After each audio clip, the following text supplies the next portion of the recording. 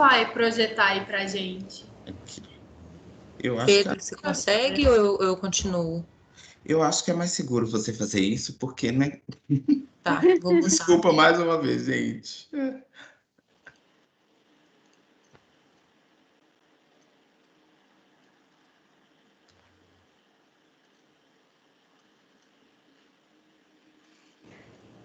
Bom, gente, eu não sei como é que tá meu áudio, porque tá chovendo bastante aqui em casa. Espero que não esteja com muito ruído. Pra mim tá ótimo, Yara. Tá tranquilo? Então Tá ótimo. pode passar, Vicky. Então, agora a gente vai retomar as tirinhas que a gente apresentou mais cedo e nós vamos justamente fazer esse debate sobre as tirinhas. Pode passar, Vicky.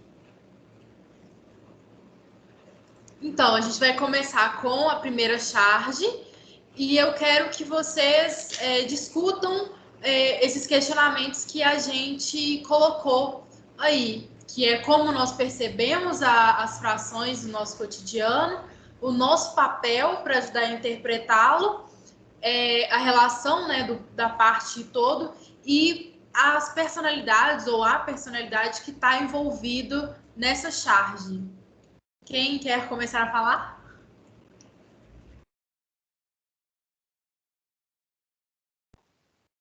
Gente, se vocês quiserem também falar um pouco sobre a discussão que vocês tiveram, porque pelo menos no grupo, no nosso subgrupo foi muito legal. Então tá aberto assim para vocês falarem sobre algumas conclusões. Júlia, se você quiser concluir o que você estava dizendo com a Jussara, antes de começar a falar sobre a charge especificamente, fica à vontade.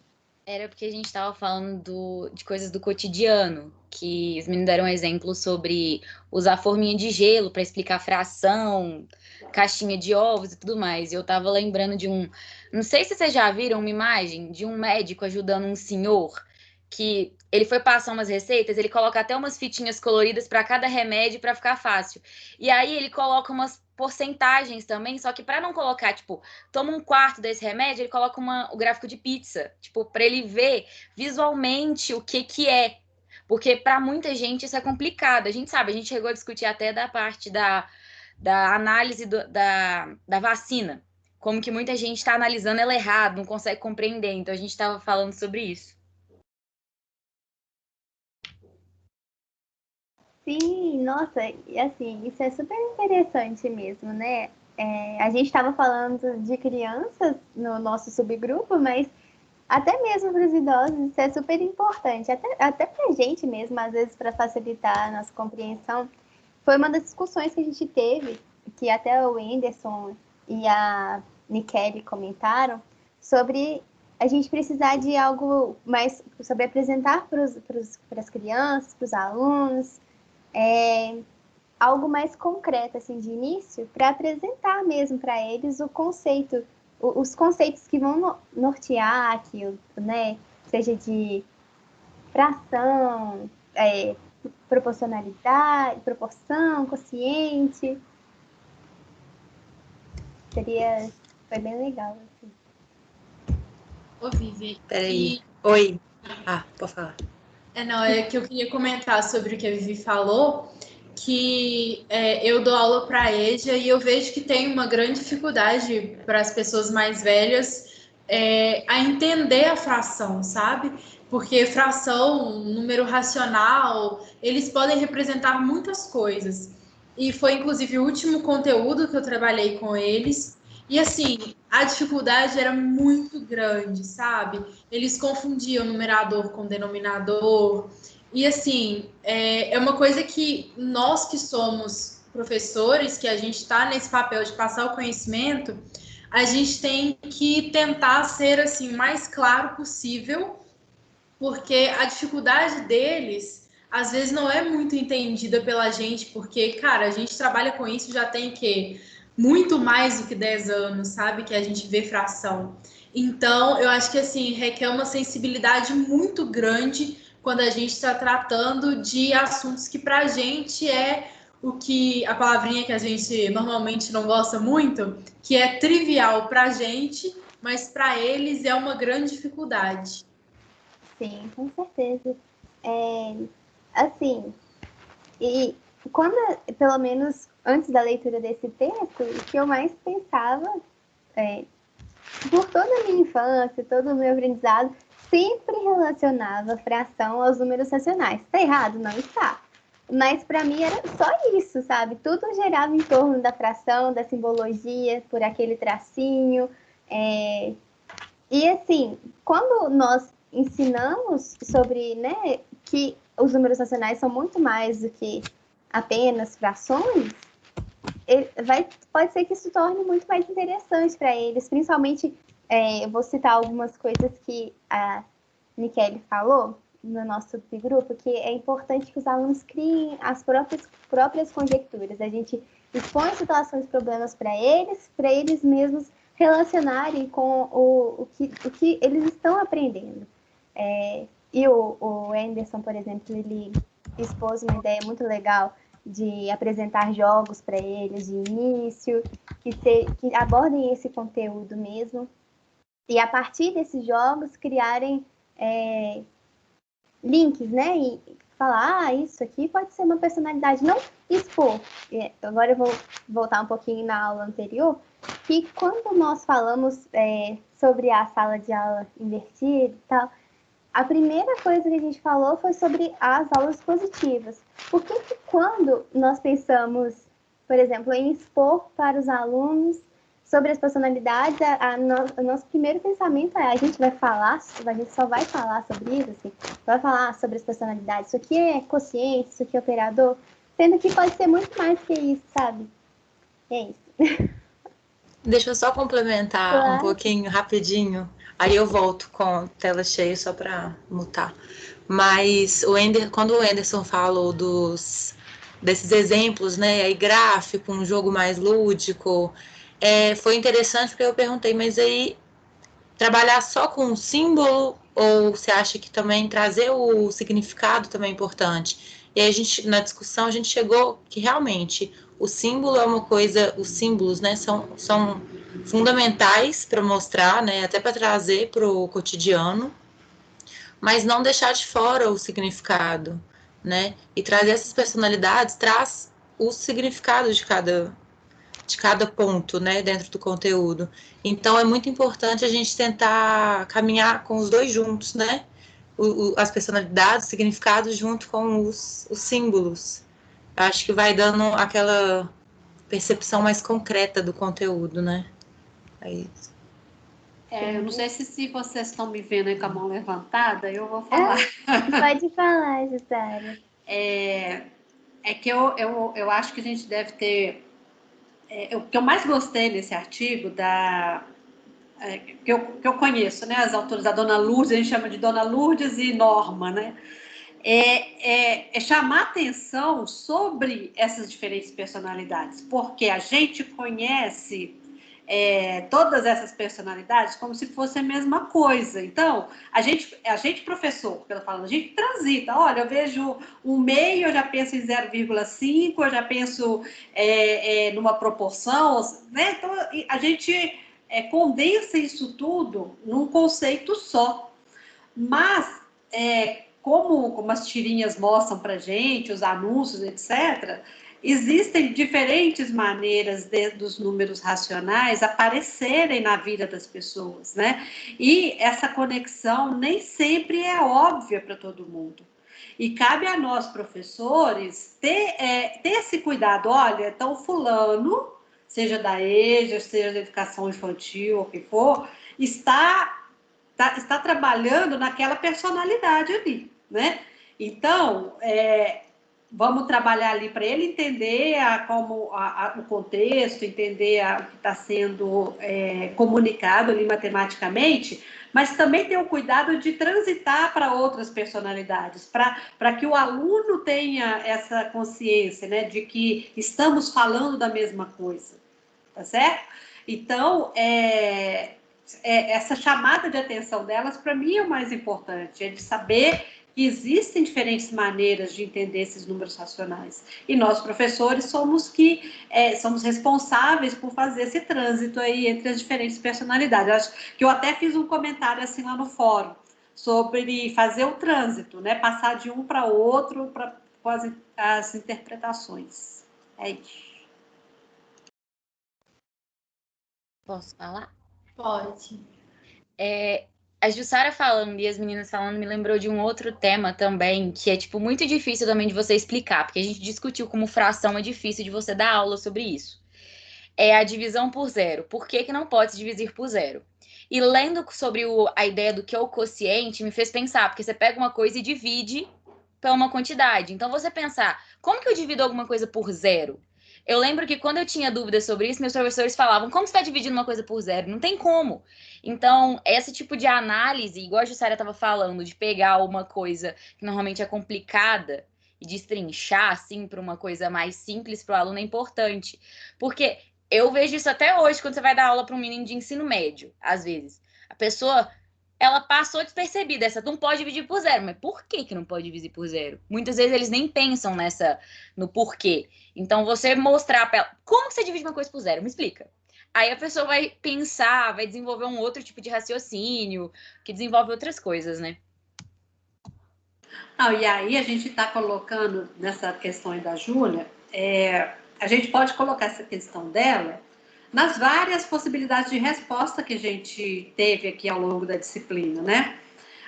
Por exemplo, o Caraça justifica isso do ponto de vista formal. Por que eu não posso dividir por zero? Agora, se a gente pega o método dos saquinhos que a Juliana apresentou para a gente, como é que a gente interpretaria ali a divisão por zero?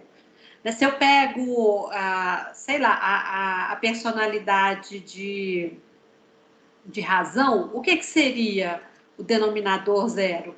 E por aí vai. Então, se a gente coloca essa questão de acordo com as diferentes personalidades, o aluno vai vendo os obstáculos que ele vai entrando, né? Não precisa a gente dar uma resposta assim, olha, é por isso, né? É importante ele ir tateando para poder se dar conta daquilo ali. Vocês viram o cuidado da Juliana para trabalhar durante 3 anos o algoritmo da divisão. Coisa que a gente pode falar assim, numa aula de 50 minutos, a divisão faz assim, pronto, acabou. Né? Não é uma coisa óbvia para ser trabalhada assim com urgência, né?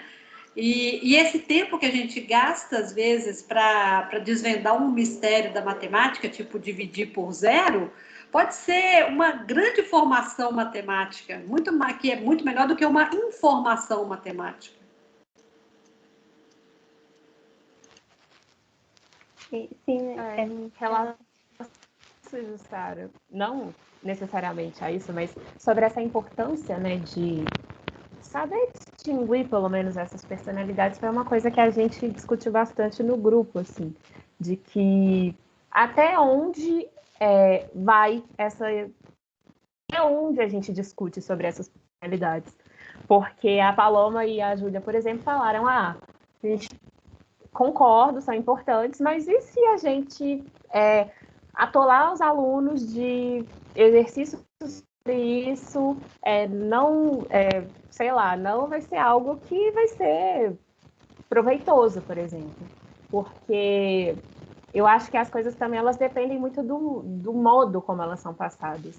E as autoras falam isso também no artigo, né, de que talvez essa não seja assim, não necessariamente focar o ensino nisso, mas em ensinar isso de fato, né? Ensinar essas personalidades, ensinar a diferença entre elas, mas não assim, sei lá, fazer uma prova só de personalidade, por exemplo. Levar experiências, né, Bárbara? Para os alunos viverem, experimentarem aquelas personalidades ali, né, em atividades, e não só ouvirem sobre aquilo, né? Eu não quero tomar muito tempo, mas só fazer um comentário que eu fiz em um dos grupos aí que eu dei uma espiada, é que eu acho que a gente reconhecer essas personalidades, a gente como professor, Além de, obviamente, possibilitar que a gente explique de maneira mais clara aos alunos todas essas diferentes situações, por mais que a gente não vai explicitar nomes, falar, essa daqui é quociente, enfim, por mais que a gente não vai fazer isso, eu acho que permite até uma alternativa ao que o Lopes criticou no artigo dele sobre ensinar temática como um tema. Eu acho que isso permite reconhecer essas personalidades e, enfim, diluir isso na nossa prática pedagógica, permite que a gente ensine isso de maneira contínua ao longo de toda a caminhada escolar dos alunos, entendeu? Eu acho que sim. Igual, por exemplo, talvez não faça sentido um menino do sexto ano enxergar, em algum ponto, né, do sexto ano, enxergar a fração como um operador, mas talvez para um menino que está lá estudando semelhança de triângulos ou estudando, sei lá, sólidos lá no ensino médio, vai fazer muito mais sentido para ele. Então, eu acho que isso se mostra até como uma alternativa ao ensino convencional, digamos assim, que a gente tem hoje de fração.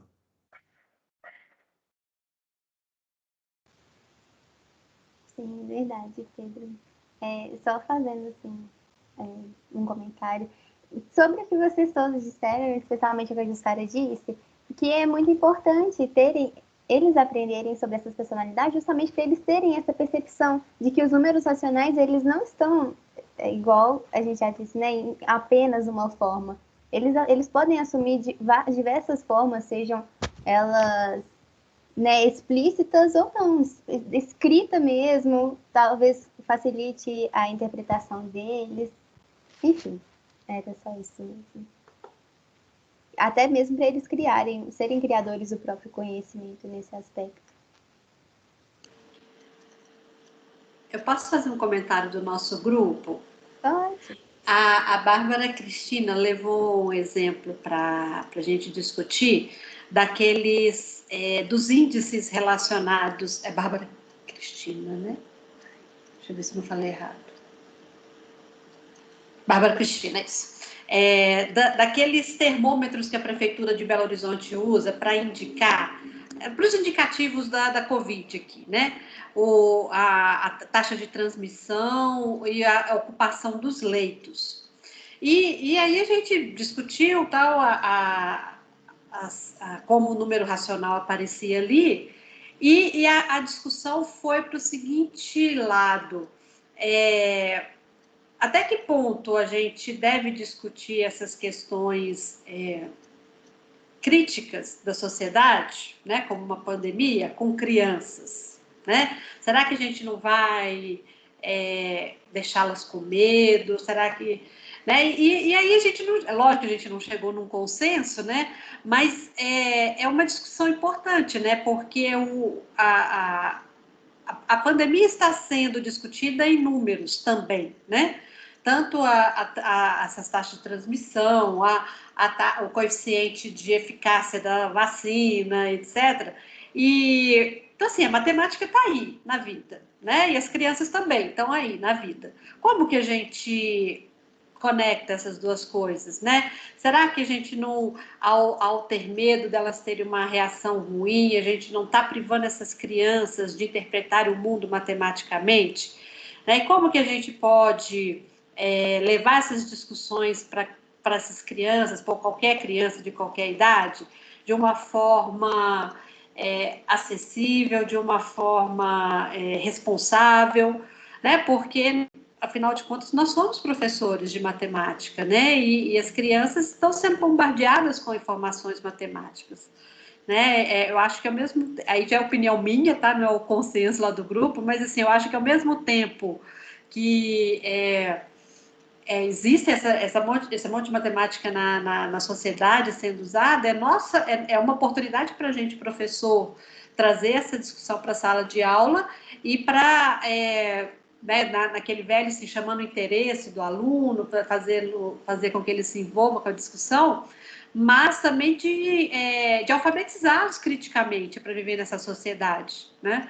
Então, eu acho que é uma boa oportunidade. Eu arriscaria, assim, discutir com quaisquer crianças esses índices, né, para ver o que rola. Sim, eu acho que eu faria o mesmo. Porque, querendo ou não, eles estão expostos, né, a todo tipo de informação. E eles vão querer entender o que está acontecendo e a todo momento eles falam, escutam sobre isso, né? As pessoas falam em torno deles sobre isso. Então, assim, desde que não traga nenhum tipo de trauma, né? Nenhum desespero, eu acho que seria importante, sim, abordar com eles. Pode falar, Bárbara. Eu acho assim que talvez isso até poderia ajudar a eles entenderem, né, a situação. Quando a gente omite esses números, esses dados para as crianças, talvez isso possa de alguma forma influenciar no não entendimento. Assim. Eu acho que tem muita criança que não entende, que não pode sair, que não pode ir para a escola, que não pode ficar indo na casa do amiguinho. E talvez se a gente falasse, olha, fizesse um gráfico de pizza falando, olha só, isso aqui é a gente. Eu acho que seria muito mais fácil para eles associarem também, assim, e entenderem a situação. Então, é super válido.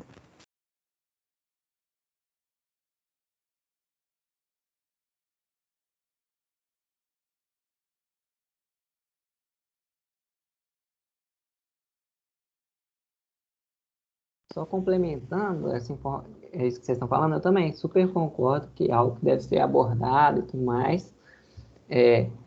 Só que eu só acho que a gente, às vezes, tem que tomar cuidado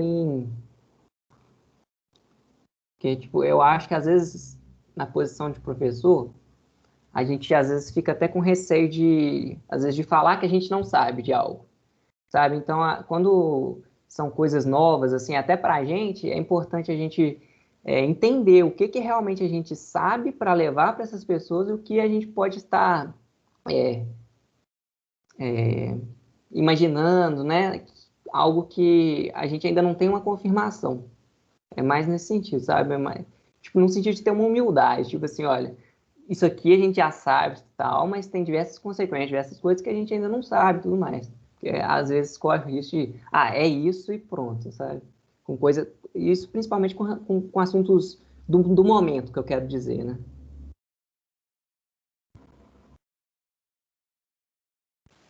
Obrigada, Pedro. Então, gente, para a gente não ficar com pouquíssimo tempo para discutir sobre as charges, eu queria propor para a gente começar isso agora. Pode passar, Vicky. Isso. Então, vamos começar falando sobre as charges. Quais personalidades vocês identificam nessa primeira charge?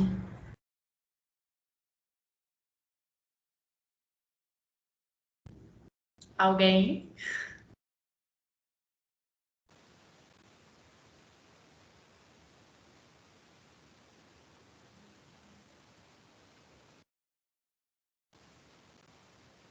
Olha, eu vou arriscar aqui, hein? Eu diria razão, porque está comparando o tamanho do pedaço com o tamanho total da pizza, né? E a senhora ali que está dizendo que está de dieta e quer comer menos pedaços, ela talvez não esteja conseguindo fazer essa percepção de que se ela comer 1/4 da pizza é a mesma coisa que ela comer 2/8, né? Então, dado essa base comparativa entre a fatia e a pizza inteira, eu iria de razão. Mais alguém? Eu acho que é fração, porque ou quociente, porque ele tá dividindo, o garçom está perguntando sobre a divisão da pizza, né? Então pode ser quociente. E ela talvez seja até um caso aí de cada um estar falando de uma personalidade, né? E aí a comunicação tem um ruído. Lucas, eu te interrompi, desculpa. Interrompeu não, você falou o que eu ia falar, então. Eu pensei também que poderia ser fração, porque é uma parte do todo, então, no caso, a pizza só ia mudar de quantas formas ia ser dividida, eu acho que é fração. Só fazendo um questionamento, vocês acham que só pode assumir uma personalidade ou pode assumir duas ao mesmo tempo? Nesse caso aí. Eu diria que duas ou mais. Eu acho que é igual a Jussara falou, tá um pouco mais de para cada pessoa é de uma forma, sabe? Porque não que nenhum deles estejam errados na forma de ver, mas meio que se complementam e ao mesmo tempo se contradizem.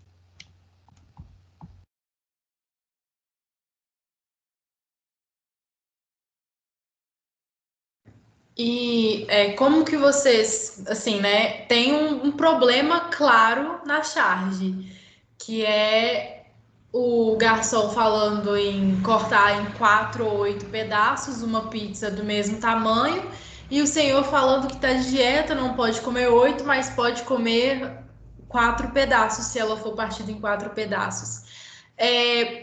Como que vocês notam esse problema? Qual que é o maior problema dessa charge?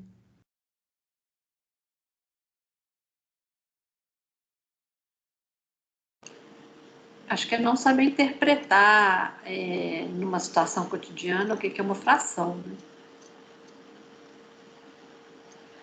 E olha que ele nem fala fração, nem fração, no seguinte sentido, ele está falando em cortar a pizza em 8 pedaços ou 4 pedaços. Mas essa ideia que está por trás de fração, de quanto maior o número de pedaços, quanto maior o denominador, menor a fração, digamos assim, né? E a cliente ou o cliente, não sei ali, não interpretou dessa forma, né? Eu vejo uma similaridade dessa charge com aquele problema que o que pesa mais, 1 quilo de chumbo ou 1 quilo de algodão, né? Então, eu vejo uma similaridade desses duas charges, desses dois tipos de questionamento, né? Sim, exatamente. Foi até uma das coisas que eu comentei quando a gente reuniu e estava discutindo sobre isso. Que para pessoa, sei lá, para minha mãe aqui, talvez ela não fique na dúvida, por exemplo, um copo comprido, esticado, maior, só que tem o mesmo volume de outro que é menor, talvez assim, cheio de água, talvez ela fique assim, esse aqui, o maior tem mais água, né? Como que assim, tá. Como que o nosso papel, né, pode influenciar, nosso papel como professores pode influenciar o entendimento dessas questões pela vida dos alunos, né? Não só o nosso, porque há várias questões que norteiam isso, mas era só isso. Pode falar, Lucas. Não, respondendo a questão da Leandra, né? Sobre qual que é o problema, é justamente o fato de que o inteiro é um inteiro. Independente de como é que ele esteja sendo apresentado, continua sendo um inteiro, né? Essa questão que vocês dois, que eu sei e o João acabaram de falar aí, né? Que dependente de como seja apresentado o inteiro de uma pizza, continua sendo o inteiro de uma pizza. Eu estou relendo aqui, o garçom está falando do denominador, e o cliente de numerador. Pro garçom, ele quer vai dividir a pizza em 8 ou 4 pedaços. E o cliente falou que só quer 4, que ele não pode comer 8. Ele está contando quantos pedaços ele vai comer. Sim. Tá dando para escutar? Tá sim. É exatamente isso que a Jussara falou. Eu acho que o moço que pediu, né, a pizza, ele pensou mais na quantidade, né? Ele esqueceu de tamanho, do restante que também influencia. E aí foi exatamente isso que ela falou. Ele pensou no numerador, né? Esqueceu do restante.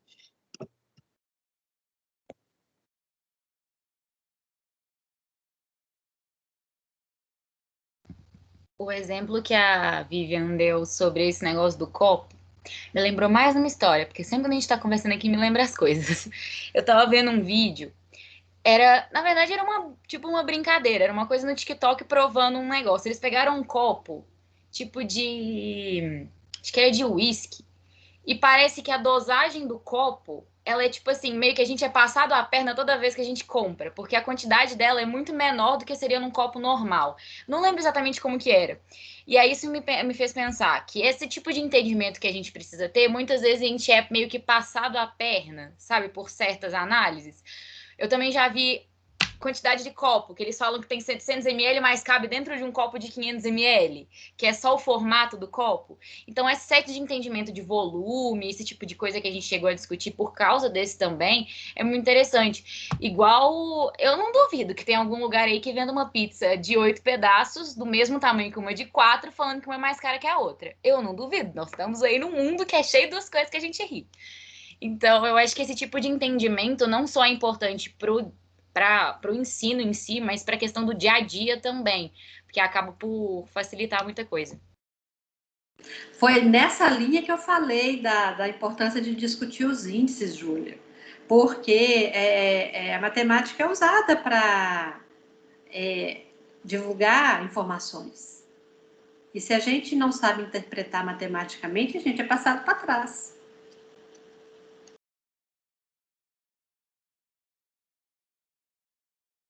Sim, é exatamente. Vitória, acho que você se mutou. Vitória tá mutada. Oi, é porque eu tô tendo que entrar pelo celular para não sair. Mas é exatamente isso que vocês falaram. A gente tem que pensar que quando a gente aprende na escola, quando a gente ensina, né, coloca essas diferenças, acaba que a criança, o aluno, consegue levar, né, para o cotidiano e consegue levar para essas questões. Porque, igual a Júlia falou, é muito fácil você chegar num lugar e ser passar da perna. Agora, se você conhece, se você tem domínio naquele conteúdo, naquela questão, você vai conseguir falar, pô, ai, peraí, mas é mesmo tamanho, você está me vendendo mais caro, né? Então, é muito importante mostrar essas diferenças, os significados, né, junto com símbolos, enfim. Vão continuar? Próxima charge.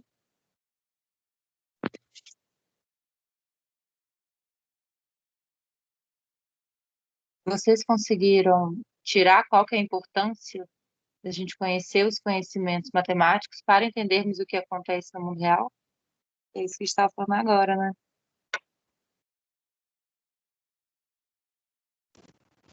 É exatamente isso, né? Porque eu sinto que, por exemplo, uma pessoa que não sabe o que é dízima periódica, tipo, eu acho que a minha mãe não sabe o que é dízima periódica. Eu não sei se ela ia entender essa chave. Eu acho que eu vou até mostrar para ela depois que terminar o seminário, para ver se ela me diz o que ela acha. Só um comentário também. É que isso entra exatamente assim no que a gente...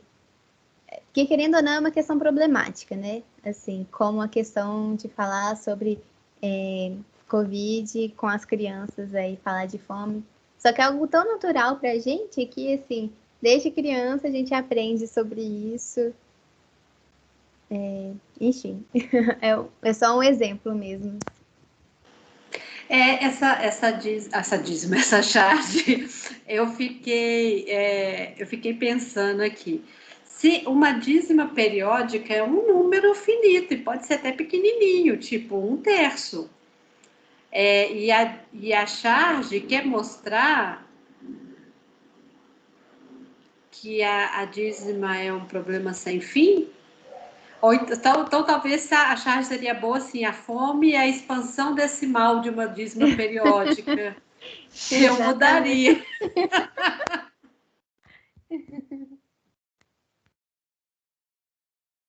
Realmente. Eu acho que o lance do periódico aí é por causa desse período ser eterno, né? Assim, pro humor da charge, não sei. Eu acho que não, eu acho que seria porque é previsível, dá para resolver, e só falta pegar e força de vontade política, né? Eu acho que é uma questão um pouco mais história, sei lá, não sei explicar. Tipo assim, a gente pensar, igual a Jussara falou, que uma dízima pode ser pequena. A fome, ela pode ser pequena, mas igual o Breno tava falando de resolver, ela é pequena, mas ainda é grande. Eu não sei explicar as coisas que eu penso. Mas é porque, tipo assim, mesmo que a quantidade em comparação com o todo seja pequeno, ela ainda é uma coisa muito grande que, tipo, tem que ser, que é infinita. Eu não sei explicar o que eu pensei, mas espero que vocês tenham entendido. A minha dúvida é o que é ser uma dízima periódica, né? Eu vou olhar para o valor absoluto daquele número, eu vou olhar para a expansão decimal dele, eu vou olhar para, sei lá, né? O que significa ser. Porque talvez a minha dúvida esteja no fato de termos aqui duas coisas incomensuráveis, né? A fome e coisa incomensurável é para quinta-feira, tá, gente? A fome e um número decimal. Será que a gente consegue medir a fome com um número decimal? Nesse caso, eu acho que seria uma dízima não periódica, né? Mas aí eu acho que entrou aquela questão do... Quando a gente coloca o decimal, aquele infinito, é uma analogia, né? A fome e a miséria, elas andam juntas, é um looping, e vai indo Assim, se for eternamente. assim, eu acho que para consertar isso aí de forma perfeita, a gente colocar assim: a fome é um número irracional. Pronto, aí resolveu o problema, entendeu? Que aí já dá para abranger independente do caso. Mas existe dízima periódica, existe dízima não periódica, gente?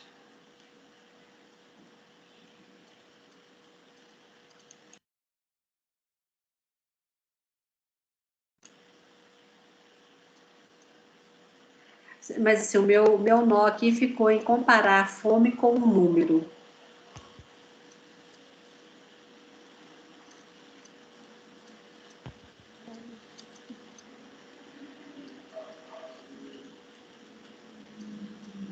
Mas assim, como qualquer charge, tem que ter uma interpretação e um humor e uma... Não é uma coisa óbvia, né? Eu acho que a questão de ter essas várias interpretações que faz, né, a charge ser a charge. Mas, por exemplo, eu já vi gente falando que, comparando amor a grupo de números, sei lá, de quantos elementos tem entre um número e outro. Já vi isso, então, assim, são interpretações. Jussara, qual seria a sua resposta para se existe uma dízima não periódica?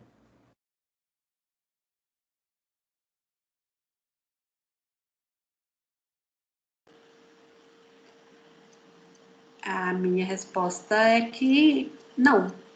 Eu acho que toda dízima é periódica.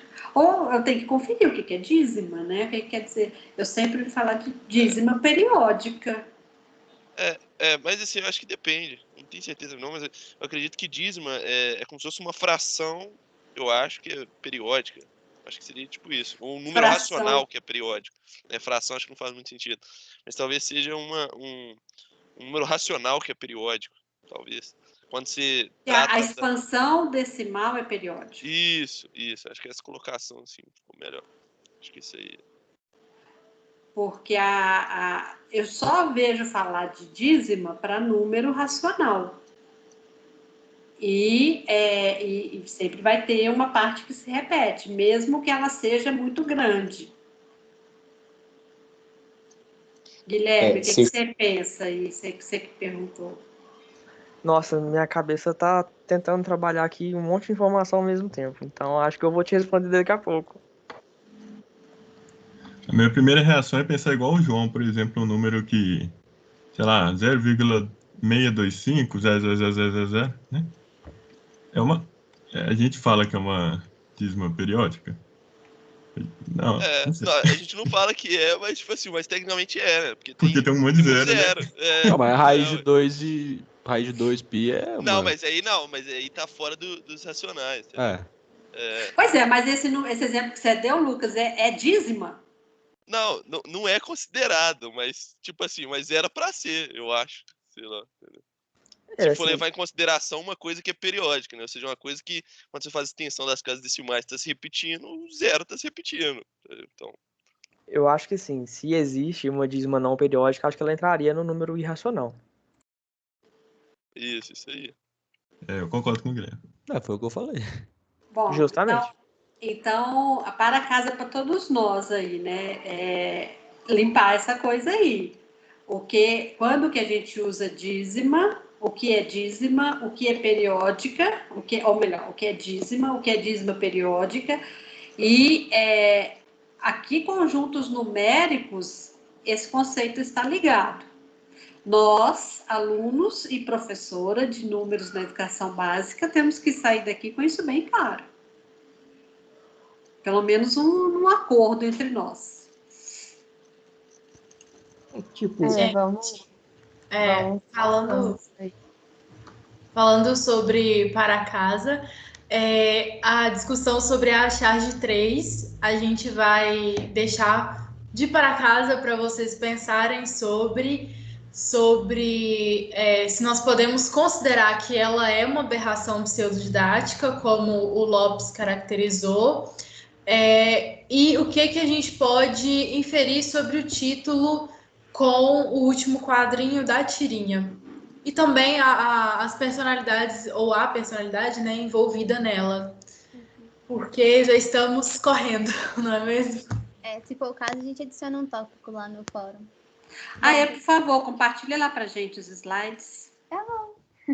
Pode deixar. Então, gente, nós buscamos a gente vai chegar a esse questionamento. Como que a gente vai trabalhar essas diferentes personalidades em sala de aula? Nós pesquisamos um pouquinho e discutimos sobre um livro, que é o que a Bárbara já citou, Ler, Aprender e Resolver Problemas, da Kátia, que é de Smolly e Diniz. E nela, ela sempre busca resolver os problemas de uma forma que não seja padronizada, igual, por exemplo, acontece nos livros didáticos. Uma das coisas que ela faz é estimular a escrita na matemática. Por que na matemática a gente não pode escrever só números? Não, vamos estudar mesmo. Aí, por exemplo, ela citou o uso de quando eles trabalham com cartas e poemas em português. A mesma coisa pode ser abordada na matemática. Aqui, por exemplo, o aluno fez um poema, uma aluna, né, na verdade, fez um poema abordando o conceito de fração, que é uma das personalidades que nós citamos. E o fato de usar a escrita faz com que os alunos deixem evidenciado o que eles entenderam sobre o que foi abordado em sala de aula. Da mesma forma, se eles tiverem alguma dificuldade, se eles não conseguirem desenvolver em cima daquilo, vai ficar claro também. Então, é sempre bom, assim, usei o exemplo da Kátia, né? E eu vou usar um outro exemplo também, que pode passar o slide, por favor. Que é do outro artigo, da Silvia e do Amolud, não sei como fala, que é explorar o uso de desenhos. Uma coisa que foi citada no artigo que nós lemos, que é do Onushiki e Adevato, delas, né? Que o uso de representação pictórica, de representação geométrica é muito boa para a visualização desses problemas e colocar em prática os significados que eles aprenderam. Explorar sempre esse entendimento visual dos alunos. E pode passar, por favor. E aí nós chegamos à conclusão. Que ao fazer esse trabalho, nós percebemos a importância, também discutida no artigo, dos professores, eles realmente saberem do que se tratam as personalidades, para abordar isso de forma mais clara na sala de aula, para facilitar o entendimento, a compreensão, fazer com que os alunos realmente ergam esse conhecimento deles. E aí, a partir daí, eles possam ampliar os conceitos que norteiam os números racionais, né? Não ficar naquilo de fração, só fração. E igual a Jussara falou, de ver alguma coisa, alguma reportagem e já saber identificar, olha, isso aqui eu posso estabelecer uma relação, então é um número racional também, sabe? Fazer isso inconscientemente. E também o que é importante, trazer um significado.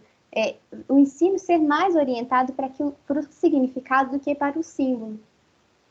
Mostrar para os alunos que por trás daquele tracinho da fração há uma diversidade de coisas, há uma diversidade de significados.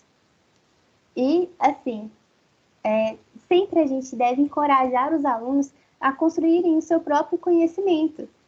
E uma coisa que a gente tem que entender é que não tem uma receita, não existe um jeito único da gente ensinar matemática, nem de aprender. Então, assim, os alunos eles vão aprender, vão entender, nós vamos descobrir qual vai ser a melhor forma de fazer isso. E é sempre importante nós, como matemáticos, né, criar a consciência deles do que, do como e do porquê que acontece aquilo na matemática. E é isso, pessoal. Indiretamente eu falei do que Paulo Freire fala, né? Sobre a gente sempre encorajar os alunos, de eles desenvolverem conhecimento para aplicar aquilo na vida. E é isso, eu espero que vocês tenham gostado da nossa apresentação. Não sei se vocês têm alguma dúvida. Ficou corrida assim no final, mas foi bom ter discutido tudo isso com vocês. Muito obrigada pela participação de todo mundo. Sério, essas contribuições foram de grande valia para a gente. Muito, muito obrigada mesmo. Obrigada a vocês, grupo. Muito bom. Acho que não dá tempo para muita discussão mais não, que daqui a pouco eu começo o segundo turno. Pois é.